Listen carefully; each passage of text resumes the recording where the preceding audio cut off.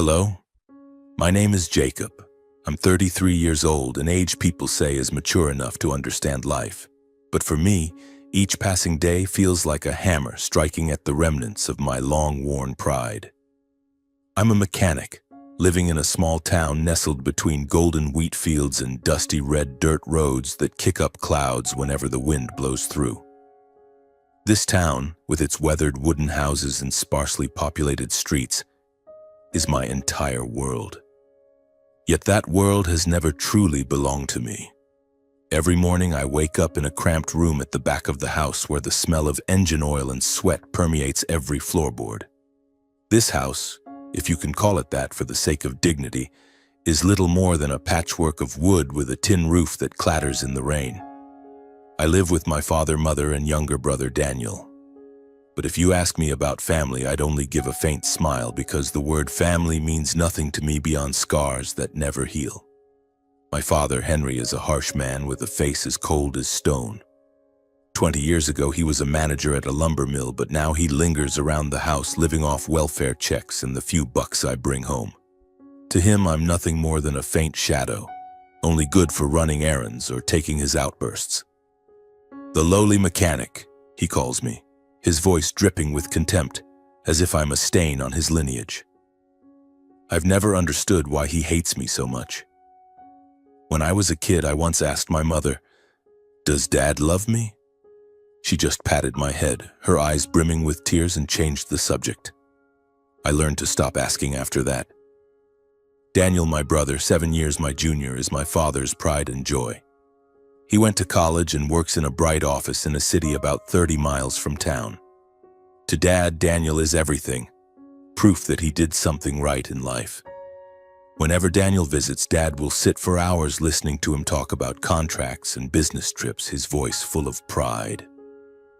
In those moments, I keep my head down, staring at my plate of cold rice or slipping out to the backyard where the sound of the wind drowns out their laughter. Daniel never saw me as his brother. To him, I'm just the mechanic, a label he picked up from Dad, and every time he says it, I feel my heart constrict. My mother, Ellen, is the only source of warmth in this house. She's gentle with a soft voice, but always seems to carry a deep, hidden sorrow. She sometimes watches me work, her eyes filled with love but also helplessness. Once, when Dad berated me for dropping a wrench during dinner, Mom grabbed my hand under the table and squeezed it lightly, as if to say, "I'm here." But she never dared speak up for me in front of him. I don't blame her. I know she's suffering too, trapped in the same invisible cage of this family, just like me. My job at the garage isn't something to brag about.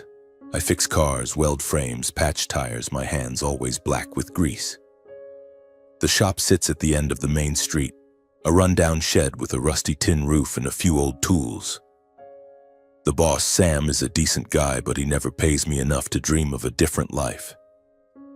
Every day I hunch over old trucks, listening to the same radio songs I've heard 100 times, trying not to think about Dad's disdainful looks or Daniel's mocking words. But some days when I'm alone in the shop amidst the clanging of metal, I wonder, what am I living for? Just to be called a lowly mechanic? This town is small, so small that everyone knows everyone's business. People look at me with pity or worse, indifference. "Jacob, Henry's son, just a mechanic," they whisper behind my back as I pass the grocery store or the church. I've learned to ignore it, but each word cuts into my pride like a knife. Once, a neighbor, Martha, asked me bluntly in front of others, "Jacob, why don't you study like Daniel? You gonna be a mechanic forever?" I just smiled, mumbled something, and walked away, but inside I was burning. I wanted to scream, to tell them I have dreams too, that I want to be seen, but I knew no one would care. My life drags on like this, day after day, in an endless loop with no escape. I work, come home, endure Dad's scolding and Daniel's taunts, then retreat to my small room where I can pretend the outside world doesn't exist. But deep down, there's always an emptiness. A wordless question. Where do I really belong? I don't know the answer, but there's something in my mother's eyes and the secret hand squeezes she gives me that feels like she's trying to tell me something, a secret perhaps. Then one day everything began to change, as if fate decided to yank the rope that had been strangling my life. That morning the sky was heavy, blanketed with gray clouds that seemed ready to crush the little town. I was at the garage, hunched over an old engine, my hands smeared with grease. The radio in the corner crackled with a familiar country song, but today it only made me restless. Something felt off, though I couldn't name it. My hands slowed, the wrench suddenly heavy in my grip as if it carried an ominous weight. Then the phone rang. An unfamiliar number. I wiped my hands on my grimy tank top, my heart pounding for reasons I couldn't explain. The voice on the other end trembled as if they dreaded what they had to say. Jacob? Your mother, Ellen, has been admitted to the hospital. Her condition? It's not good. You should come right away. I froze, the wrench slipping from my hand and clattering onto the concrete floor, the sound echoing like a warning. My mind reeled, flooded with images of Mom. Her kind eyes, her faint smile, the secret hand squeezes she gave me during Dad's tirades. Without thinking, I bolted from the shop, still in my oil-stained clothes, and jumped on my beat-up motorcycle, its engine roaring as if tearing through the silence. The road from the garage to the hospital was only a few miles, but that day it felt endless. The cold wind whipped my face, carrying the smell of red dirt and dry grass, but I felt nothing except the fear gripping my chest. What was waiting for me at the hospital? What was wrong with Mom? Why didn't anyone tell me sooner? The questions swirled in my head, unanswered, accompanied only by the pounding of my heart and the image of Mom, the one person who truly loved me, lying somewhere frail and vulnerable. The town hospital was tiny and old, with yellowing white walls and the sharp smell of antiseptic stinging my nose. I practically ran down the hallway, my oil-stained boots leaving smudges on the floor. A nurse directed me to a room at the end of the corridor, her voice gentle but laced with pity, as if she knew something I wasn't ready to face. I pushed open the door and my heart stopped. There was Mom, lying on a narrow hospital bed, her face pale as paper.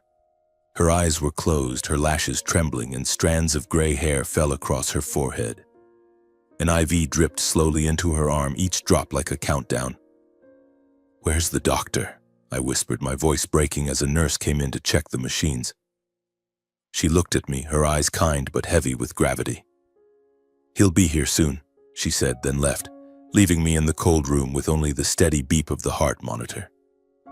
The doctor arrived, a middle-aged man with thin-rimmed glasses and a monotone voice, as if he'd said these words countless times. "Your mother has kidney failure," he explained, staring at his clipboard instead of me. "She's known about it for a while but didn't want you to worry. She needs regular dialysis, but now the disease has progressed significantly. You should prepare yourself." Prepare myself? The words echoed in my head, cold and cruel. I'd heard them before, seen scenes like this in countless TV dramas, and now I was the main character in one. I looked at Mom, still motionless on the bed, and a wave of pain surged through my chest. Why didn't she tell me? Why did she hide it, letting me slave away in the garage, oblivious to her silent battle? I sat there all day, holding her hand, counting her faint breaths. Dad didn't come. No surprise, he never cared for her the way he did for Daniel. And Daniel, the family's pride, was busy with meetings in the city, probably sitting in a bright office in a sharp suit, unaware that Mom was lying here, teetering on the edge of life and death. It was just me in this stifling room with Mom and the fear gnawing at every second. As the sun set, a faint orange light crept through the window, bathing Mom's face. She stirred, her eyelids fluttering open. Her eyes, clouded by illness, still lit up when they met mine. She smiled, a weak, loving smile, as if to say she was still here, still my mother. "Jacob." Her voice was a fragile whisper, like a dry leaf about to fall. I leaned close, so close I could feel her faint breath on my cheek.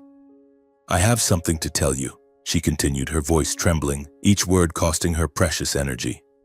"Something I've kept hidden for too long." I gripped her hand tightly, my heart pounding as if it might burst. In her eyes, I saw a profound pain, a secret buried for decades now seeping out like an old wound reopened. "What is it, Mom?" I asked, my voice trembling, both desperate and terrified of the answer. Mom didn't respond immediately. Her eyes, glistening with unshed tears, locked onto mine as if she were gathering every ounce of strength to reveal something she'd buried for the entirety of my 33 years. She took a long, frail breath and whispered, "Jacob, you're not your father's son." I thought I'd misheard. My heart seemed to stop, my mind going blank. "What did you say?" I asked again, my voice faltering, as if repeating the question might make her say it was just a joke. But her eyes weren't joking.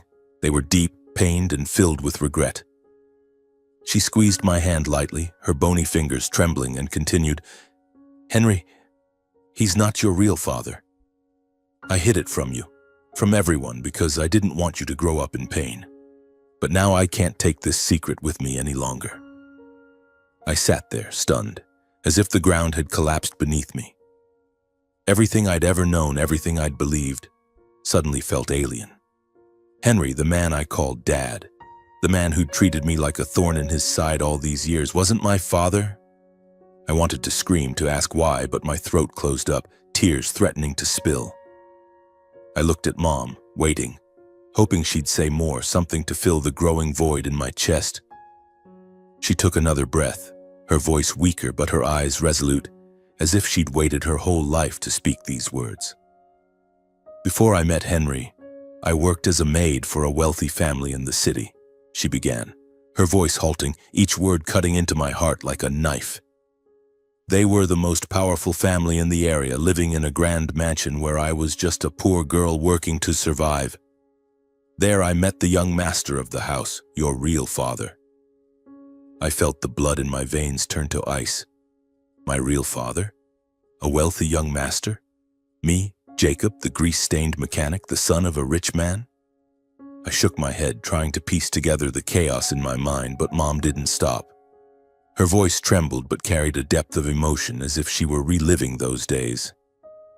"His name was William Carver," she said, a faint spark lighting up her eyes as if the name still held a trace of happy memories. "He was young, handsome, and kind, unlike any other rich person I'd met. We fell in love, Jacob, a love I knew was impossible, but I couldn't resist. I was just a maid and he was the young master. We kept it secret, meeting in hidden corners of the garden under the oak trees at night. But then I became pregnant with you." She paused, breathing heavily. I saw tears welling in her eyes, and I knew this story didn't have a happy ending. I held her hand tighter, as if to lend her strength, though I was the one trembling. "What happened then?" I whispered, my voice hoarse. Mom gave a sad smile. "His family found out. The master and mistress, William's parents, they wouldn't stand for it. A maid pregnant with the young master's child? It was a scandal, a disgrace to them. They kicked me out, Jacob. They gave me some money, told me to leave the city and never come back. I had no choice. I was young, alone, and carrying you. William, he wanted to keep me, but he wasn't strong enough to stand up to his family. I left, carrying you in a pain that never faded." I sat there, numb, trying to process her words. I felt like I was falling into an abyss where everything I knew about myself disintegrated. Mom continued, her voice growing fainter but still pressing on. "I came to this town and met Henry. He agreed to marry me even knowing I was pregnant. I thought he'd love you, but I was wrong. Henry never accepted you as his own. I'm sorry, Jacob. I'm sorry for letting you grow up under his contempt, under the scorn of this whole town." Tears streamed down my face, unstoppable. I didn't blame her. I couldn't. But the pain was overwhelming, the pain of years spent belittled by Henry, mocked by Daniel, and pitied by the town. All because of a secret Mom had carried, a secret that had imprisoned us both. She gasped for breath, as if telling this story had drained the last of her strength. With a trembling hand, she pointed to an old cloth bag on the table beside her bed. "In there's an envelope," she whispered. "I've kept it all these years. It has papers proving you're William Carver's son and his address. I don't know where he is now, but you deserve to know the truth, Jacob. You deserve to live as your true self." I stood, my legs weak. The old cloth bag sat there, small and unassuming, but to me it was like a ticking bomb. I opened it and pulled out a yellowed envelope, carefully sealed. Inside was a paternity document, a few handwritten lines from Mom, and an address: Carver Mansion, Oakwood Road, Eldridge City. The name William Carver was written neatly, a reminder that the man, my real father, was still out there somewhere. I turned back to Mom. Her eyes were closed, her breathing steadier, but her face was still etched with pain. I wanted to ask more, to know why she'd kept this secret so long, whether William Carver had ever looked for her, ever thought of me. But I couldn't bring myself to. She was too weak, and I knew every word she'd spoken today was a sacrifice. That night, I didn't leave the hospital. I sat by Mom, clutching the envelope, my mind swirling with unanswered questions. Who was William Carver? Was he really my father? And if so, why had he never come for me? I stared out the window, where darkness blanketed the town, and felt a small flame ignite within me. Not anger, but a yearning. A yearning to know the truth, to understand who I really was. But with that came fear. If I sought out William Carver, would he accept me? Or would I just be another stain on his life, as I had been to Henry? I gripped the envelope tightly, feeling its weight, and told myself, no matter what happens, I won't let Mom bear this secret alone anymore. The next morning, Mom slipped into a coma. The doctor said she didn't have much time left. I knew the moment she woke to tell me that story was likely the last time she'd have the strength to speak. I held the envelope close, sitting by her side, and waited. Waited for a miracle, or at the very least a chance to tell her I didn't blame her, that I loved her, no matter how painful the truth was. That afternoon, I stopped by a general store and bought a discounted dress shirt. I tucked the envelope into the pocket and decided to head to the city to find my father. My beat-up motorcycle roared as I left the town, heading toward Eldridge City, nearly 100 miles away. The road stretched long, the cold wind whipping against my face, but I felt nothing except my racing heartbeat and the image of Mom lying in her hospital bed. Eldridge appeared before me like another world. Towering buildings, wide streets, and sleek cars zooming past left me overwhelmed. I, a small-town mechanic, felt out of place amidst this opulence. Oakwood Road was in the suburbs, where grand mansions stood behind rows of ancient oak trees. I stopped my bike in front of a large estate with white walls, a red-tiled roof, and an intricately wrought iron gate. A brass plaque by the gate read clearly, Carver. This was it, the place where Mom had worked, where she loved my father, and where I was conceived in secret.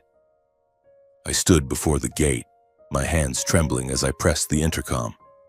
A deep voice came through the speaker. "Who's there?" I took a deep breath, trying to keep my voice steady. "I'm Jacob, Ellen's son. I'm here to see Mr. William Carver. I have something important to discuss."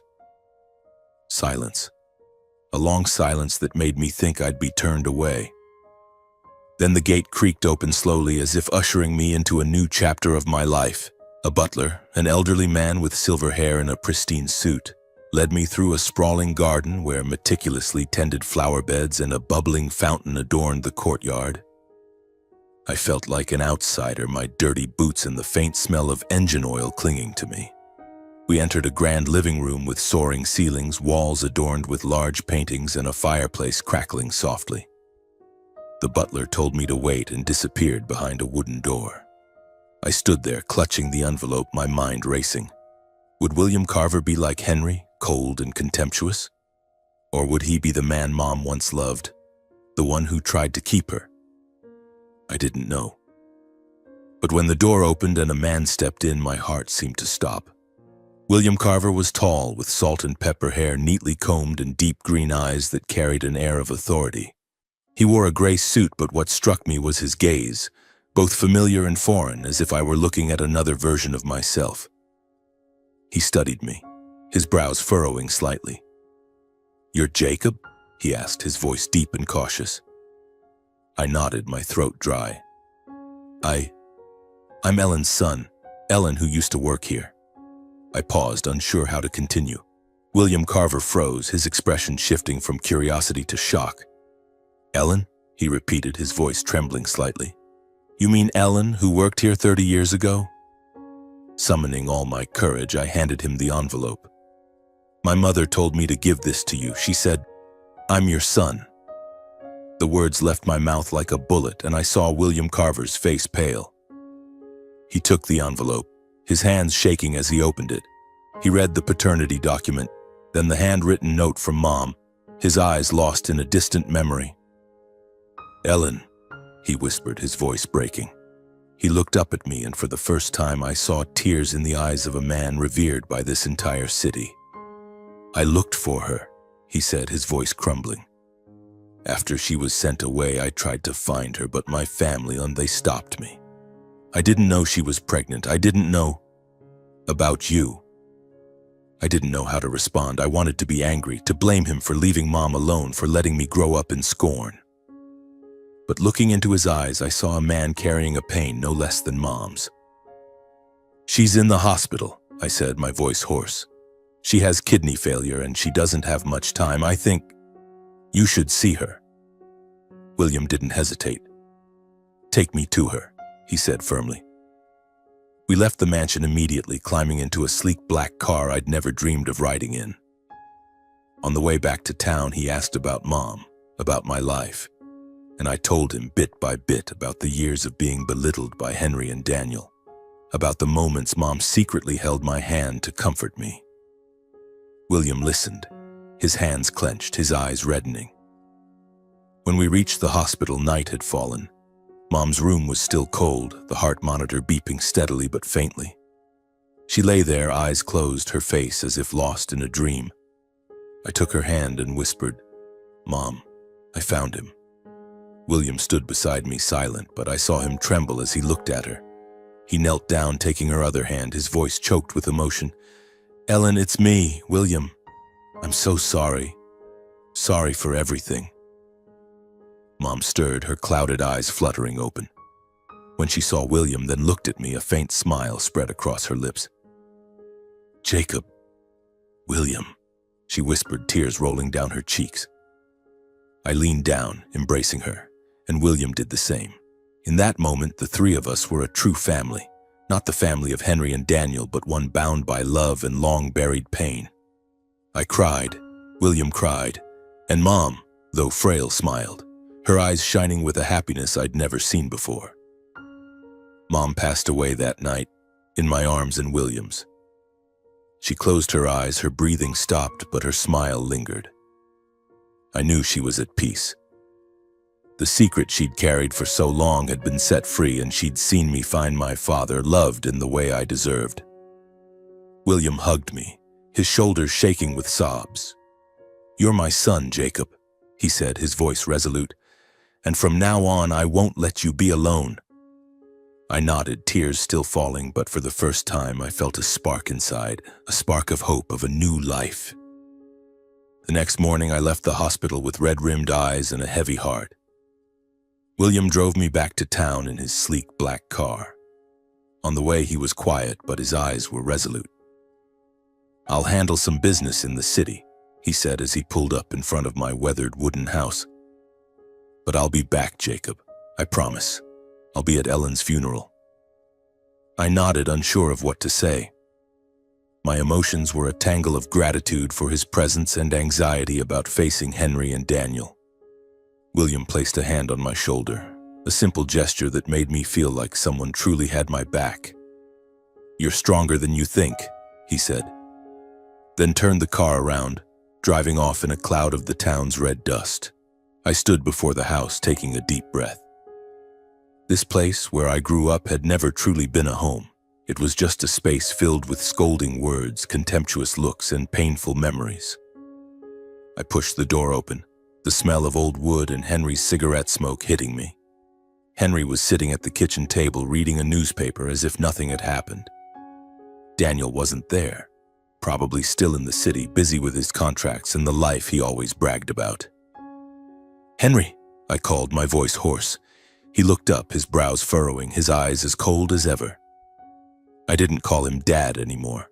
Not because I knew the truth, but because I realized he'd never deserved the title. "Mom's gone," I said, trying to keep my voice steady. "Last night at the hospital."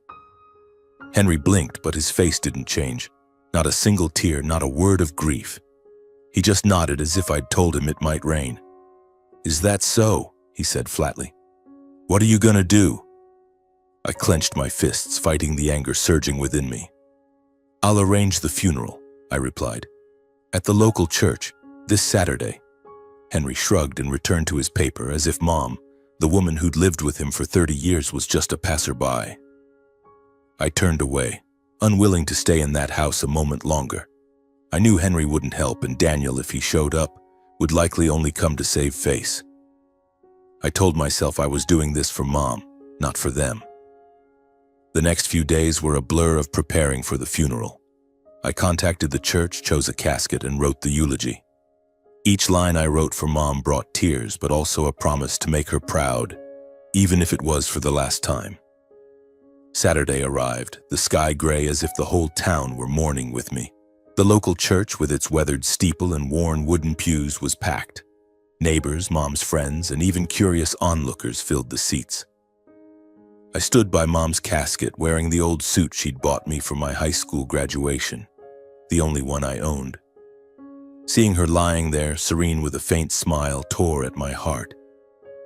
I wanted her here, to see me trying, but I knew she was at rest. Henry and Daniel showed up late, as if arriving on time was too much effort. Henry wore a wrinkled shirt while Daniel, as usual, strutted in an expensive suit, his eyes passing over me like I was a stranger. They sat in the front row but didn't approach the casket to see Mom one last time. I clenched my fists, focusing on the eulogy I'd prepared, though my heart was heavy. I knew the worst was yet to come. As the pastor began the service, I stood to deliver the eulogy. My voice trembled, but I forced each word out clearly, speaking of Mom, the gentle, loving woman who sacrificed her life for me.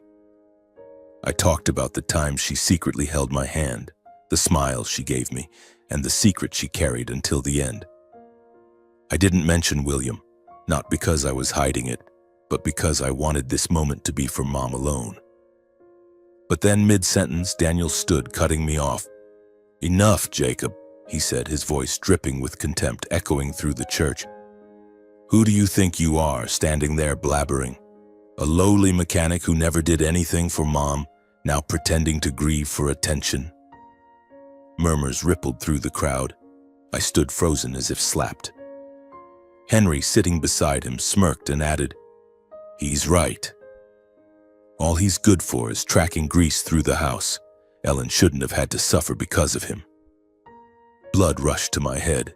Years of enduring their scorn, their belittling, exploded in my chest.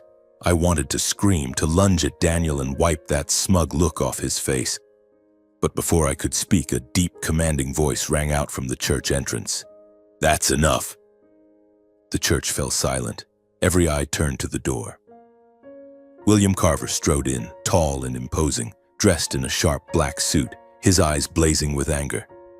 He walked straight toward me, ignoring the stunned stares of the crowd. Whispers spread, "That's William Carver, the tycoon from Eldridge. Why is he here?" Daniel and Henry sat frozen, their faces pale. William stopped beside me, placing a hand on my shoulder, lending me strength. He looked directly at Henry and Daniel, his voice calm but sharp as steel. "This is my son. Jacob is my son. And I won't allow anyone, not even you, to insult him, especially not today as we bid farewell to Ellen, the woman I loved, and Jacob's mother." The church seemed to hold its breath. Daniel's jaw dropped, and Henry, for the first time in his life, didn't dare look up. I stared at William, tears welling. He wasn't just defending me, he was claiming me before the entire town, something Henry had never done. Daniel's mockery, the years of contempt, all seemed to dissolve in that moment. William turned to me, his gaze softening. "You're doing well, Jacob," he said quietly but firmly. "Your mother would be proud." I nodded, unable to speak, knowing for the first time in my life that I was seen, that I was loved. The service continued in reverent silence. Daniel and Henry said nothing more, their heads bowed, their faces flushed with shame. As Mom's casket was carried to the cemetery, William walked beside me, and I knew that though Mom was gone, I was no longer alone. The funeral ended in a heavy silence, as if the entire town was still reeling from what had just happened. The image of William Carver, the powerful man from Eldridge City, standing up to defend me in front of everyone, was etched into their minds. As for me, standing beside Mom's casket, I felt an unfamiliar sense of relief.